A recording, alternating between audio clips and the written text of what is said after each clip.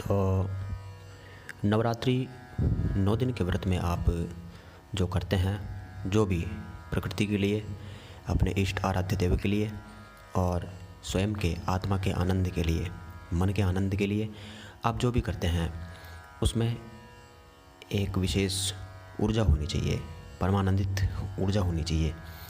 तो व्रत का मतलब तो मैंने आपको पहले ही बता दिया है कि संसार की हर चीज़ को बाईं साइड रख के फिर हमें शामिल होना है व्रत में।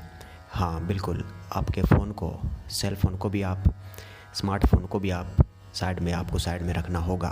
यस, केवल 9 दिन के लिए बस। यदि आप 1 दिन का व्रत करते हैं तो बिल्कुल 1 दिन के लिए आप अपने फ़ोन को साइड में रख के तो देखो एक बार, आप एक बार 1 दिन केवल प्रकृति के साथ जुड़ के देखो। मेरा विश्वास करो, आप हर हफ्ते व्रत करना पसंद करोगे।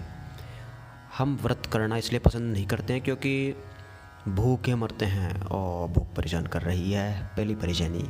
दूसरी परेशानी, ये शाम कब होगी, खाना कब मिलेगा, ये आदि विचार। हम ठाले बैठे रहते हैं, कुछ करते नहीं हैं क्योंकि हमें व्रत करना आता नहीं है। इसलिए हमारे अंदर व्रत करने का ज्ञान नहीं है, इसलिए हम बेवकूफ़ बन जाते हैं। तो व्रत करने का मतलब यही है कि आप हर चीज़ को बाईं साइड रखें और फिर व्रत में शामिल होवे। शामिल होने का मतलब है जैसे हम किसी फंक्शन में शामिल होते हैं तब हमें आनंद आता है, उसी प्रकार व्रत भी एक उत्सव है, महान उत्सव है। उसमें शामिल होना है। कैसे?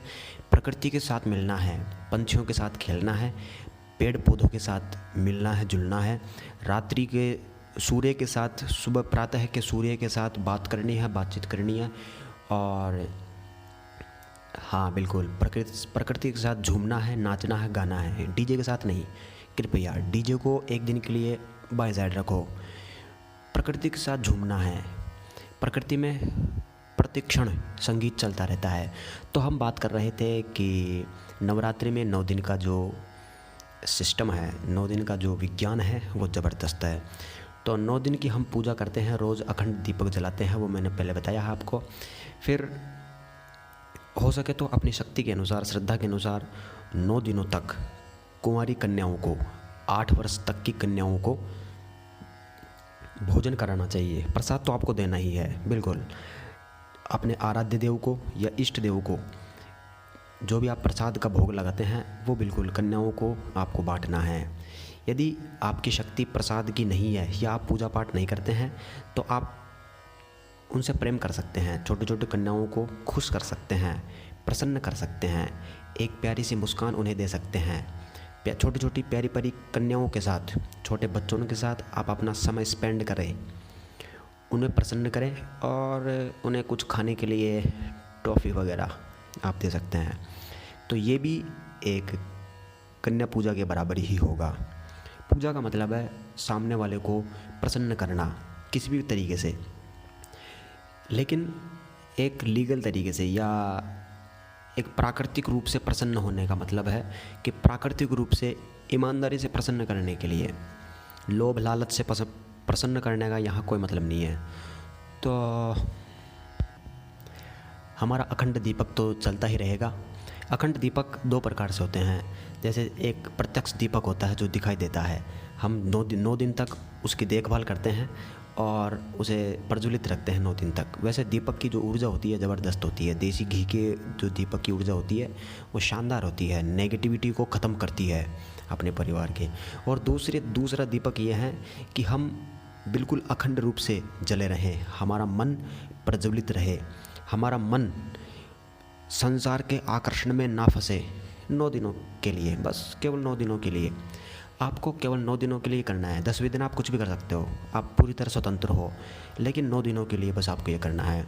आप अपने पूरे जीवन भर के आनंद का जो अनुभव किया है वो अलग है, और ये जो आनंद का अनुभव होगा वो एक ज़बरदस्त होगा, शानदार होगा।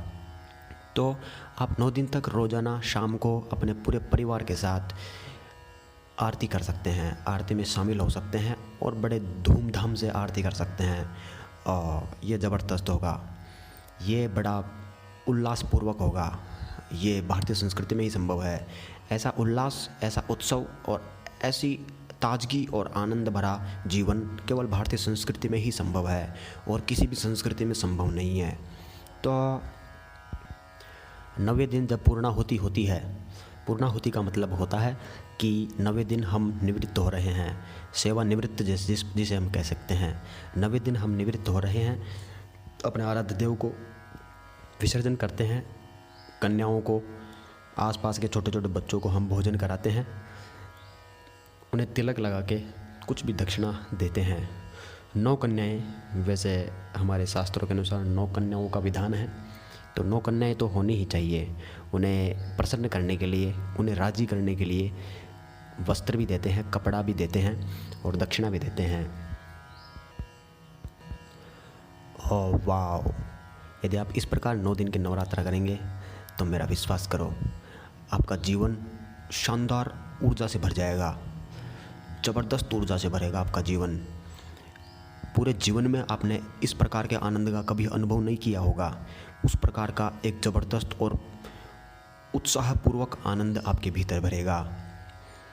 ये इसमें कोई शंका नहीं है, कोई डाउट नहीं है। आप प्रयोग करो। अभ्यास तो आपको करना होगा, बिल्कुल ये आपको करना होगा।